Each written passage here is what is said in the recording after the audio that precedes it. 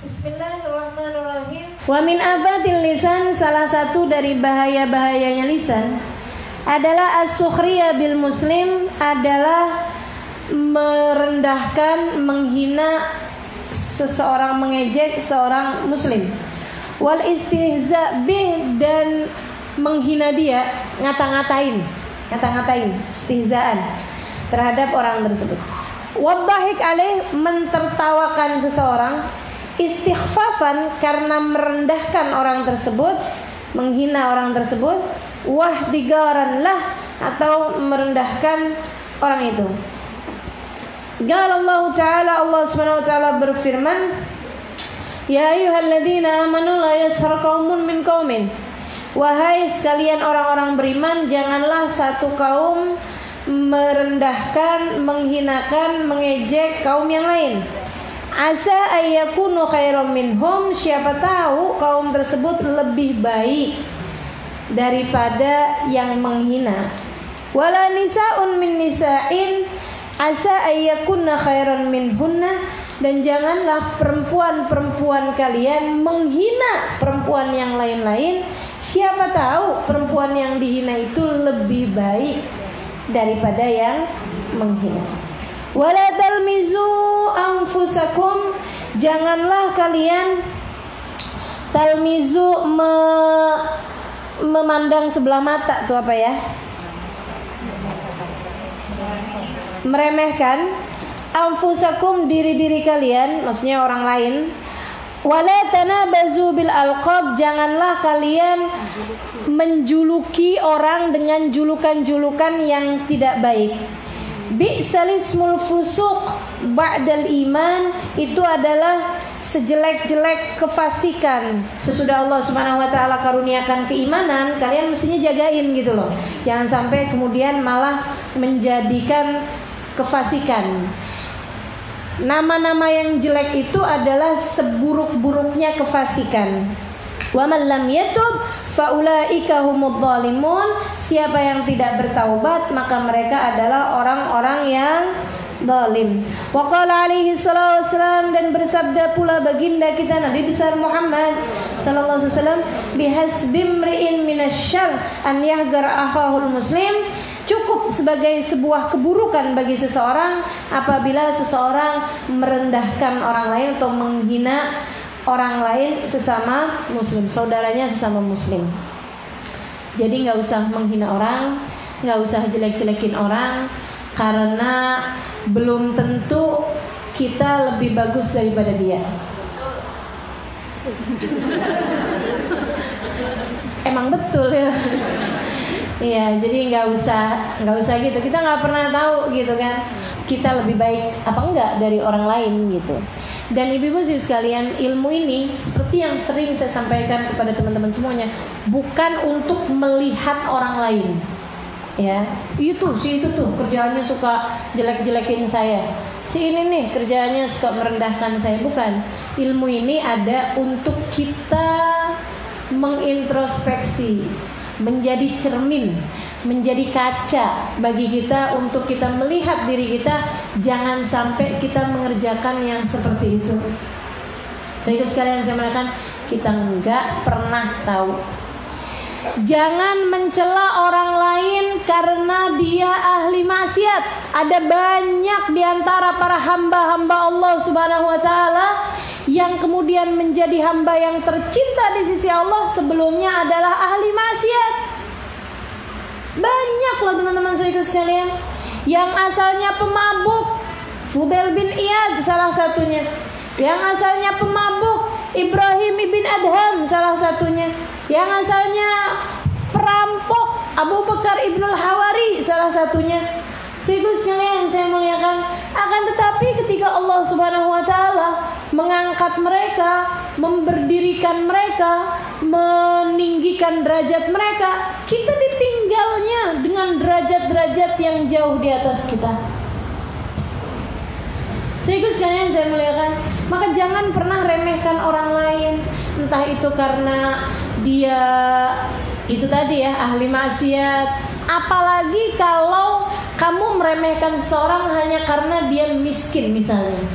Ibu sekalian saya muliakan, kalau pandanganmu terhadap kemuliaan seseorang itu, kalau kaya berarti mulia, kalau miskin berarti hina, bisa jadi kamu akan lebih memuliakan Abu Lahab, Abu Jahal daripada Nabi Muhammad. Karena siapapun tahu Abu Lahab, Abu Jahal lebih kaya daripada Nabi Muhammad alaihissalam. Jangan sampai kalau kamu dihidupkan di zamannya sahabat, kamu jadi siapa nih kalau kemudian pandanganmu terhadap seseorang tergantung dari berapa banyak dia punya materi. Hati-hati teman-teman saya sekalian. Nggak gitu caranya. Jangan hina seseorang hanya karena dia jelek misalnya. Gitu ya. Ada berapa banyak hamba-hamba Allah yang soleh soleha, tapi secara tampangnya dia bukan orang yang cantik gitu ya. Kalau kemudian pandanganmu terhadap melihat kecantikan itu berarti kalau orang cantik dia mulia dalam pandanganmu, kalau dia jelek dia hina dalam pandanganmu. Bisa jadi kalau hidup di zamannya Nabi, kamu lebih akan mengikuti Ummu Jamil, istrinya Abu Lahab, daripada Sayyidah Khadijah, daripada Sulaim, daripada sahabat-sahabat perempuan yang lain. Karena tentu saja siapapun tahu Ummu Jamil adalah perempuan, boleh dikatakan ratu kecantikannya kota Mekah, teman-teman saya sekalian. Jangan pandangan kita, jangan hina orang lain hanya karena kemiskinan, hanya karena rupa, hanya karena bahkan maksiat, gitu ya.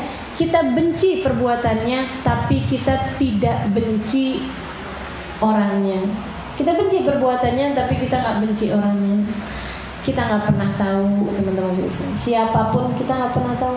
Dan itu nilai kedewasaan yang ditetapkan oleh Habib Abdullah bin Abu Bakar Al-Aidarus. Habib Abdullah, teman-teman saya sekalian, ngelihat anaknya, Masya Allah ibadahnya, Masya Allah akhlaknya, Masya Allah ilmunya. Cuman ada satu sifat yang Habib Abdullah takut anaknya ini belum memilikinya.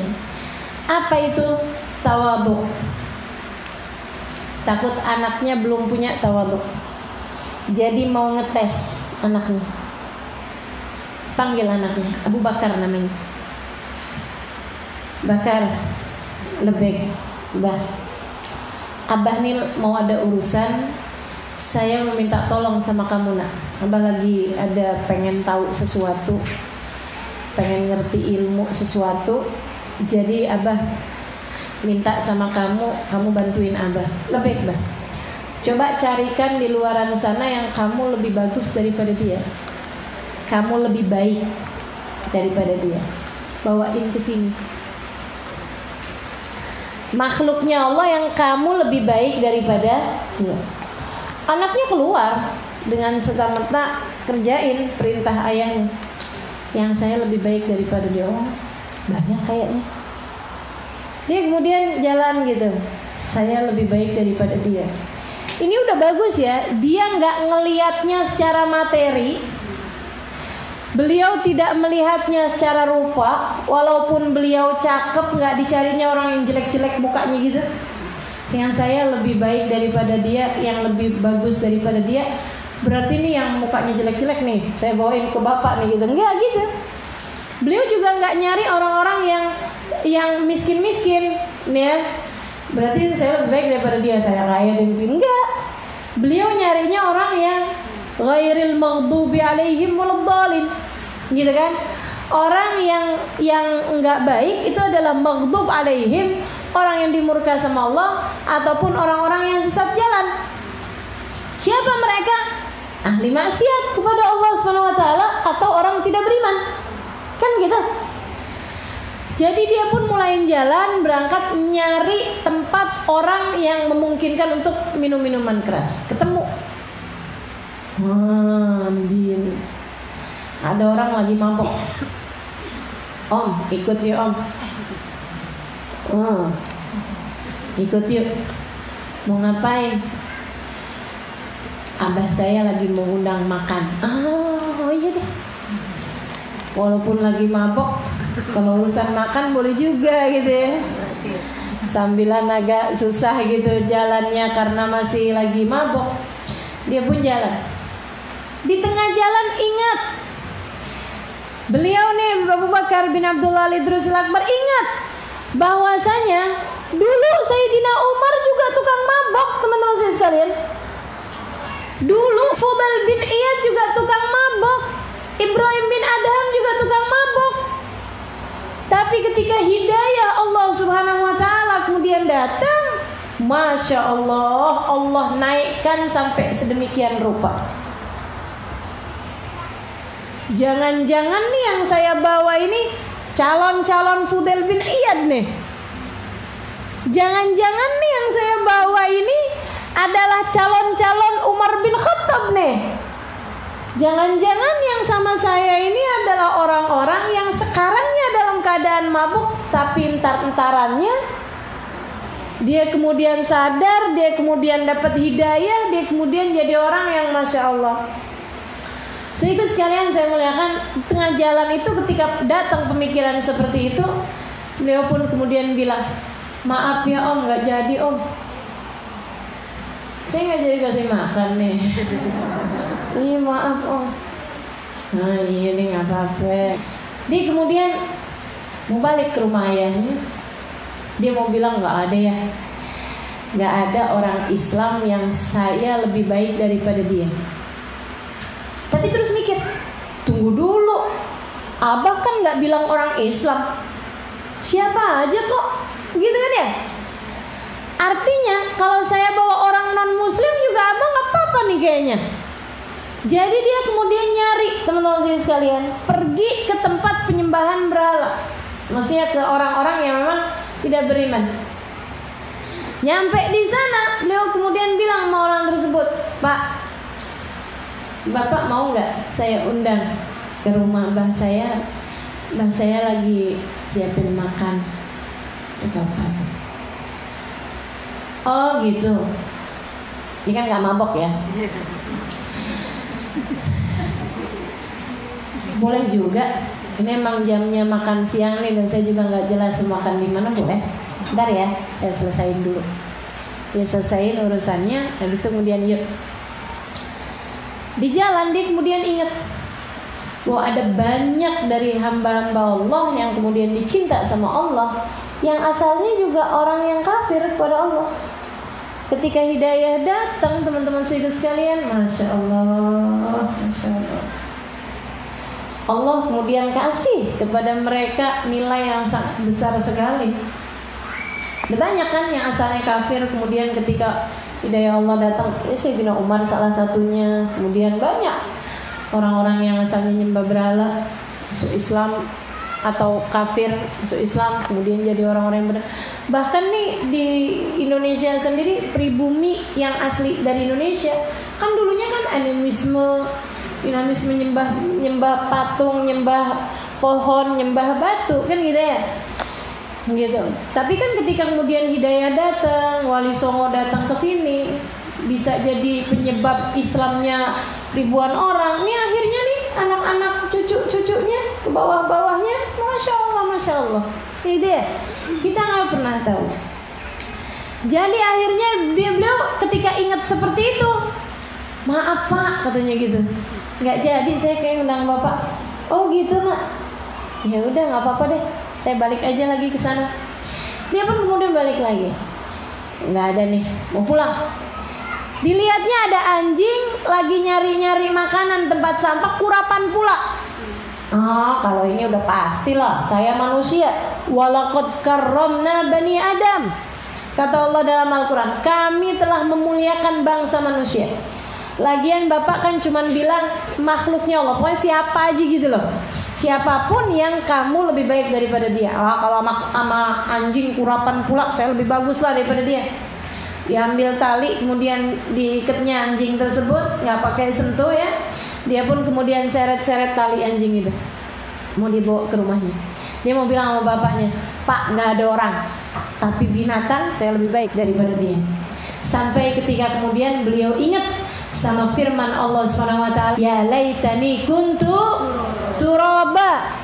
Ada hari di mana ketika binatang dihisab dengan hisaban sekali, manusia-manusia yang kafir kepada Allah, yang ditetapkan nerakanya, yang gak jelas nasibnya di hari akhirat, mereka akan berkata, ya Allah, andai waktu di dunia aku adalah binatang sehingga hari ini aku dapat menjadi debu seperti mereka.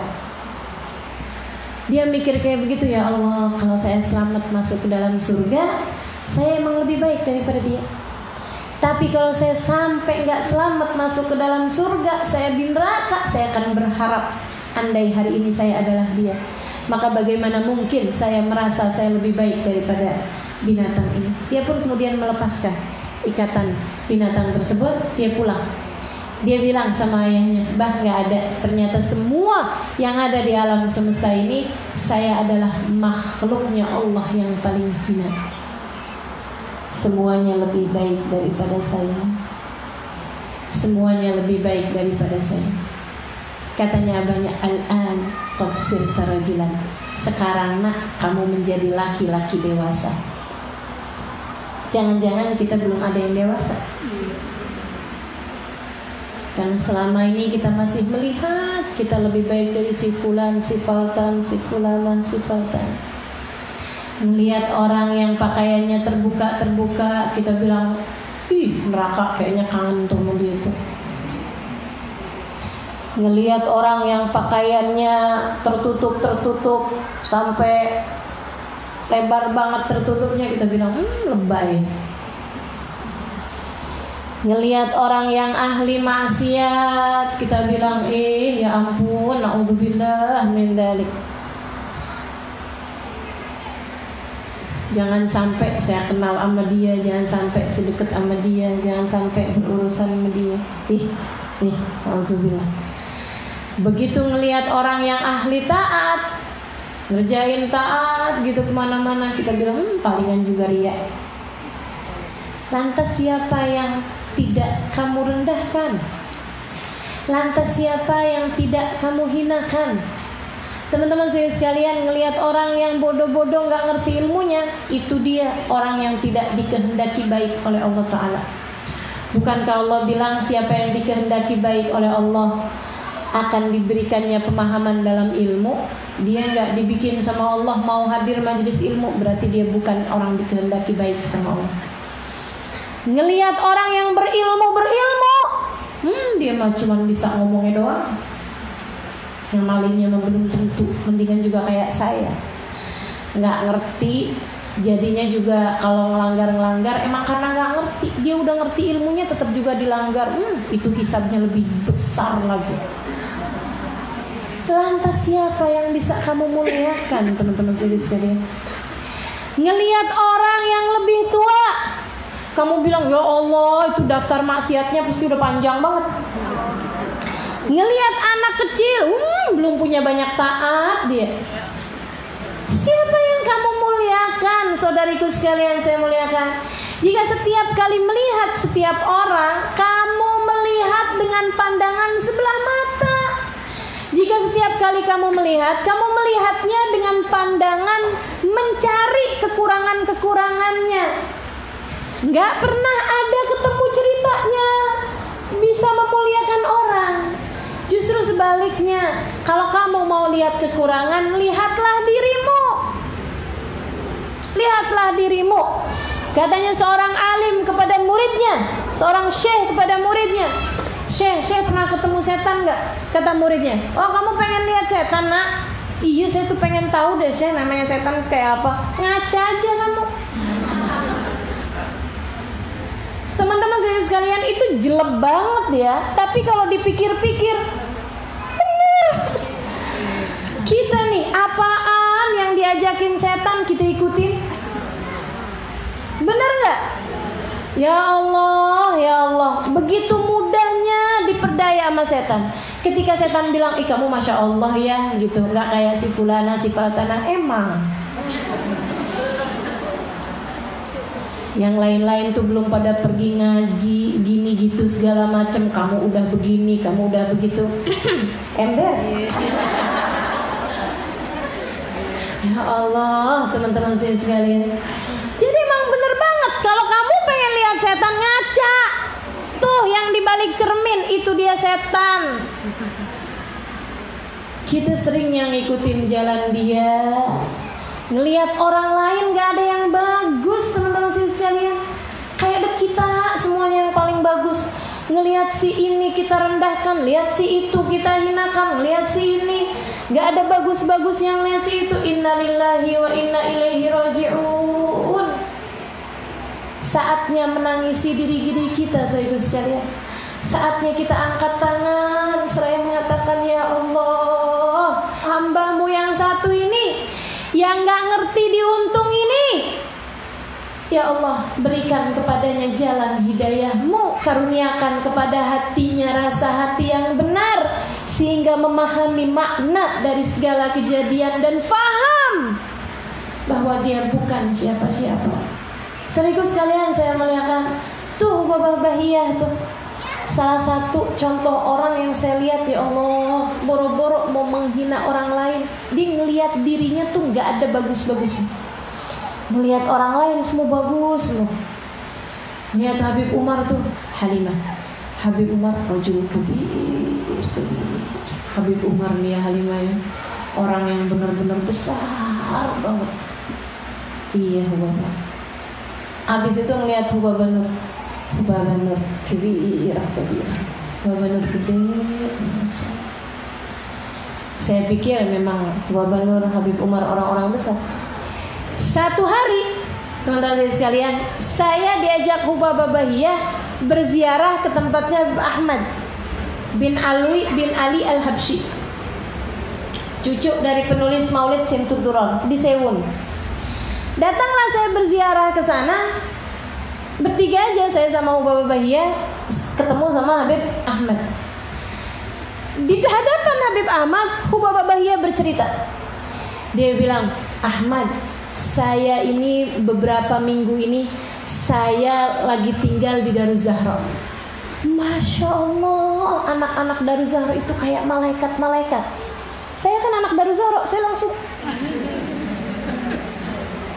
Katanya Hubaba Bahiyah, Ahmad, itu mereka tiap kali saya masuk ke musola selalu ada anak-anak itu sedang ibadah kepada Allah. Saya sampai mikir kapan mereka tidurnya. Masya Allah. Teman-teman sekalian, saya anak Daruz Zahra-nya. Saya juga bolak-balik ke musola juga. Dan memang tiap kali ke musola ada aja anak-anak yang lagi ibadah. Tapi kan ganti-gantian. Musolanya emang ada aja orang ibadah. Kita mau datang jam berapa? Jam 10 malam, 11 malam, 12 malam, 1 malam, 2 malam, 3 malam, pasti ada aja anak yang lagi ibadah. Entaran anak yang dari Kenya, entaran anak yang dari Singapura, entaran anak yang dari Indonesia, kelihatan ya? Entaran anak yang dari Madinah, entaran anak yang dari Mekah. Tapi kan kita ganti-gantian. Hubabahnya aja nggak pernah ganti. Katanya Hubabah, itu ibadah terus mereka. Belum lagi mereka itu kan belajar menuntut ilmu jauh-jauh dari keluarganya. Kalau itu benar, iya kan ya? Dia bilang, Masya Allah, nggak ada di hati mereka kecuali Allah, kecuali Rasulnya. Mudah-mudahan saya dapat keberkahan mereka. Bapak nggak tahu saat anak-anak lagi ngomongin orang. Bapak nggak tahu saat anak-anak lagi pada males-malesan. Bapak nggak tahu saat ada anak-anak yang tertinggal ibadah, misalnya gitu, hanya karena ketiduran. Bapak nggak tahu. Tapi teman-teman saya sekalian, mata yang indah hanya akan melihat keindahan pada apapun yang dia pandang. Maka jika selama ini yang kau lihat hanyalah keburukan dari diri setiap orang, tidak ada masalah dengan mereka. Yang masalah adalah matamu sendiri. Sebab mata yang buruk hanya akan bisa melihat keburukan pada diri setiap orang. Coba nih, waktunya berkaca. untuk kita jadiin waktu-waktu yang berjalan semakin baik, semakin baik. Waktunya kita introspeksi diri. Jangan sampai kemudian perasaan bahwa kita lebih baik dari si fulan, si faltan, si fulan, si faltan, kemudian sampai terkeluarkan dari lisan-lisan kita. Teman-teman saya sekalian, menghina si fulan, merendahkan si fulan, menjelekan si fulan, ngetawain si fulan. Ya Allah, ya Allah, seremnya. Kamu nggak tahu siapa saya, gitu kan? Kita rasa-rasanya kan gitu. Hadir di satu majelis, kita duduk di belakang. Mau duduk di depan nggak boleh. Perasaan kita, lo nggak tahu siapa gue. Kita lagi duduk di satu majelis, ada orang gitu lewat begitu aja, kita ke senggol-senggol, kita lihat siapa sih nih? Ya ampun, biasa aja kali mau ngaji mah, gitu ya. Emangnya siapa sih pengen dia mau lebih baik itu dari saya? Gitu kan perasaan kita tuh. Ya Allah. Sedikit sekalian saya muliakan, Habib Umar bin Hafid udah ngajar, udah punya pondok pesantren, sudah dimuliakan orang di mana-mana. Teman-teman sekalian saya muliakan, dulu lagi zamannya Habib Hasan Asy-Syatiri masih hidup, beliau hadir di majelisnya Habib Hasan, duduk di tempat mana aja beliau dapat. Duduk di tempat mana aja yang beliau dapat. Kalau beliaunya nggak mau ngajar, yang ngajar Habib Hasan Syatiri. Beliau hadir mau ikut mendengarkan. Kalau datangnya lebih awal, beliau akan duduk di depan. Memang softnya lagi di situ. Kalau kemudian beliau datangnya terlambat sehingga kemudian duduk di belakang aja. Nggak ada apa-apa. Gitu ya, biasa-biasa aja. Saya murid, saya duduk di mana aja yang saya dapat. Sehingga sekalian saya muliakan, abis dengar kayak begitu, saya juga gitu. Saya datang ke majelis, saya duduk di mana aja. Tapi perasaan saya tuh duduk di belakang, padahal mestinya saya duduk di depan. Itu namanya tawadhu untuk ditinggikan. Ya sama aja, itu kesombongan yang terselubung, teman-teman saudara sekalian. Kesombongan yang terselubung. Ini gimana nih caranya? Padahal serem kalau kita dengar hadisnya Nabi Muhammad SAW, la yadkhulul jannah man kana fi qalbihi mithqala dzarratin min kibr. Enggak akan dimasukkan ke dalam surga orang yang di dalam hatinya terdapat 1 biji dzarrah dari kesombongan. Ini kayaknya saya bukan sebiji dzarrah nih. Jangan-jangan hati ini selama ini dipenuhi dengan kesombongan. Ya Allah, ya Allah. Nggak bermanfaat harta, nggak bermanfaat ilmu, nggak bermanfaat bahkan ibadah jika diiringi dengan kesombongan. Saudara sekalian saya muliakan, yang punya urusan semua Allah, maka tawadhu'lah kepada setiap hamba-hambanya Allah. Syekh Abdul Qadir Jailani mengatakan, saya dapat derajat di sisi Allah tinggi ini, katanya Syekh Abdul Qadir Jailani, karena saya bisa nyari berkah bahkan kepada anjing-anjing di jalanan. Saya bisa nyari berkah pada setiap orang yang saya temui dimanapun saja berada. Saya bisa nyari berkah pada anak-anak kecil. Ketemu anak kecil, ya Allah nggak punya dosa, doain saya, biar Allah ampunin dosa saya. Ketemu orang tua, ya Allah taatnya udah banyak, tolong doain saya, apa yang bisa saya lakukan untuknya, biar saya bisa kamu doain, biar saya bisa kamu sayangi. Ngelihat anjing, ya Allah makhluknya Allah, ya Allah apa nih, oh lagi kehausan, bawain air. Makhluknya Allah, hambanya Allah Subhanahu wa ta'ala. Mudah-mudahan dengan saya memberi pertolongan kepada makhluknya, penciptanya akan menyayangi saya. Dia bilang, begitu cara berpikir saya kepada setiap hamba Allah Subhanahu wa ta'ala, Allah pun menaikkan derajat saya pada derajat yang tinggi di sisinya. Kita kenapa nggak naik-naik? Ya ini sih, maju mundur sama narsisnya kita sendiri, bergelut dengan rasa eksistensi diri. Pusing-pusing sama kesombongan kita sendiri, disiksa-siksa sama kesombongan kita sendiri. Teman-teman saudaraku sekalian saya muliakan, ini yang kemudian bikin kita nggak bisa jadi naik-naik di sisi Allah Subhanahu wa taala derajatnya. Teman-teman saudaraku sekalian saya muliakan, betapa ketinggiannya kita naruh diri kita, teman-teman saudaraku sekalian, dan itu yang membuat kita nggak naik-naik di sisi Allah. Kamu udah ketinggian naruh tempatmu, sehingga Allah kemudian tidak lagi meninggikanmu. Tapi siapa yang tawadhu, siapa yang merendahkan dirinya, Allah akan naikkan. Saudariku sekalian yang saya muliakan, Habibana Ali Al-Habsyi, gurunya tukang jual madu di pasar. Abu Bakar akhadtul kas wa min hudaratil, apa tuh? Deh.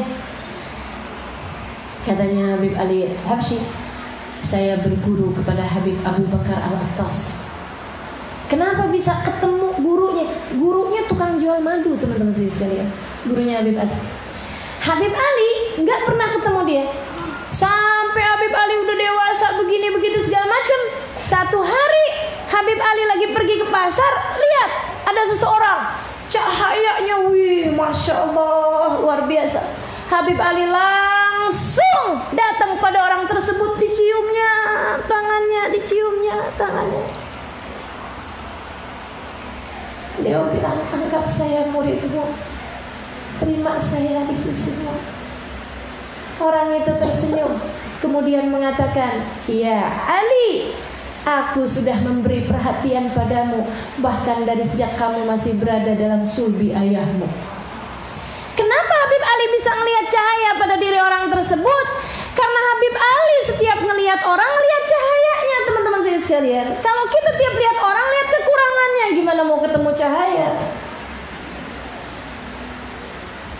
Kalau setiap orang yang kamu lihat kekurangannya, bagaimana mungkin kamu bisa melihat cahayanya?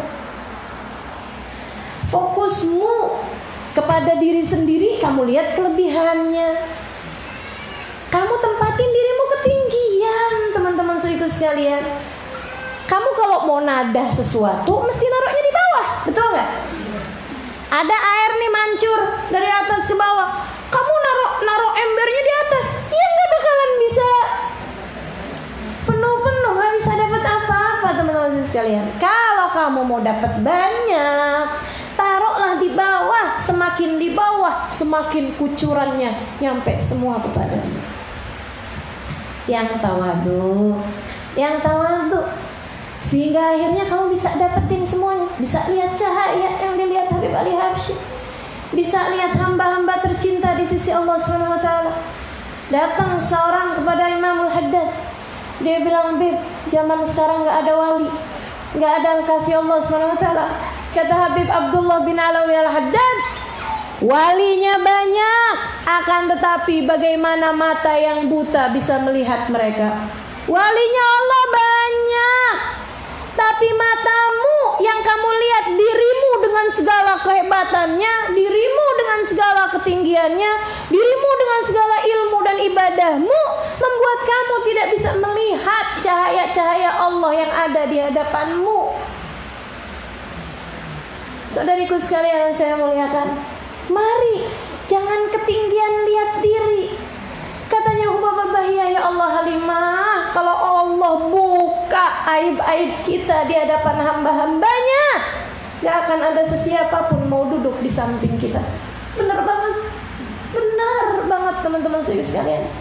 Kalau dibuka aib-aib kita di antara hamba-hambanya, apa yang Allah tahu tentang kita, dengan segala keburukan kita dibuka di hadapan hamba-hambanya, gak ada yang hadir di majelis saya, gak ada yang mau berada duduk di samping dirimu, karena buruknya keadaan kita yang sesungguhnya.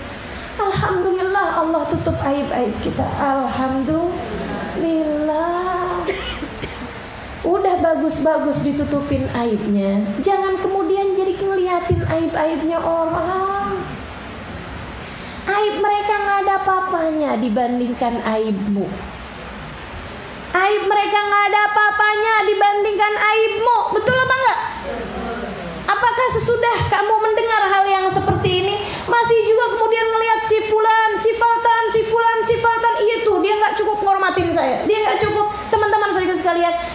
Berapapun orang merendahkanmu, masih kurang rendah dibandingkan dengan hak dirimu sendiri. Kalau ada suamimu lagi marah-marah, kamu memang dasar kurang ajar. Seberapapun dia ngata-ngatain dirimu, sebenarnya itu masih ketinggian dibandingkan dengan hakikat diri kita yang sesungguhnya. Betul nggak? Betul nggak? Betul nggak?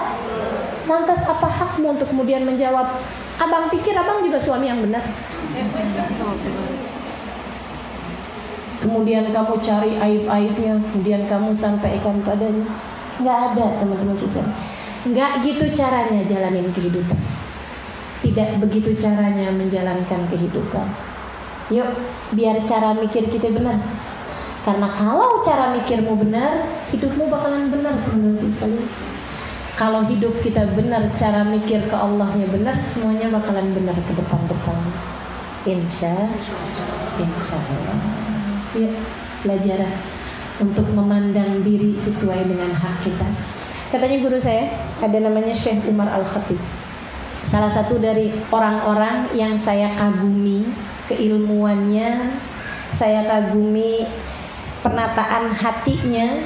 Salah satu dari murid Habib Umar bin Hafid terbaik, salah satu dari putra tarim terbaik, orang dengan ilmu yang masya Allah luar biasa, ahli fikih paling terkemuka. Habib Umar kalau nggak bisa ngajar fikih, yang gantiin beliau Syekh Umar Khatib namanya. Pinter banget teman-teman sekalian, pinter pakai banget. Beliau satu hari ngasih ceramah gitu, ngasih kajian. Beliau bilang kayak begini, at-tawadhu minan nabi tawadhu, at-tawadhu minal awliya tawadhu, at-tawadhu min Syekh Abu Bakar bin Salam tawadhu, at-tawadhu min Habib Ali Al-Habsyi tawadhu. Dia bilang amma minnana fahuwa ma'rifat qadr nafs. Dia bilang Nabi Muhammad tawadhu itu tawadhu beneran. Tawadhu merendahkan diri. Merendahkan dirinya Nabi Muhammad itu baru tawadhu. Merendahkan dirinya para sahabat-sahabat Nabi itu baru tawadhu. Merendahkan dirinya para wali-wali itu baru tawadhu. Habib Abdullah bin Alawi Al-Haddad ketika kemudian beliau bilang, semoga Allah menyelamatkan kita dari api neraka, semoga Allah mengumpulkan kita dengan orang-orang soleh, itu tawadhu. Tawadhu. Beliaunya pimpinan orang-orang soleh, teman-teman saya sekalian. Ketika beliau ngomong di kitabnya ini kan banyak banget nih kalimat-kalimat tawadhu beliau. Serius sekalian, itu tawadhu. Dari Habib Ali Al-Habsyi, Habib Ali Al-Habsyi dalam ucapan-ucapan beliau yang dituliskan, kita suka dengerin kalau lagi haul beliau itu ya. Mudah-mudahan Allah merahmati kita semuanya. Nabi Muhammad ibadah. Kalau kita bukan ibadah, kita hidupnya tidur mulu, kita hidupnya males mulu. Itu kalau beliau yang ngomong tawadhu, teman-teman saya sekalian. Nggak ada beliau hidupnya tidur mulu. Kalau kita,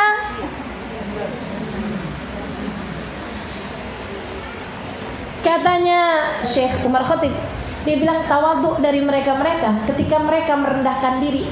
Ketika mereka ngomong yang kayak begitu, itu memang mereka merendahkan diri. Nabi ketika datang ke rumah seseorang, budaknya nyuguhin makanan buat Nabi Muhammad.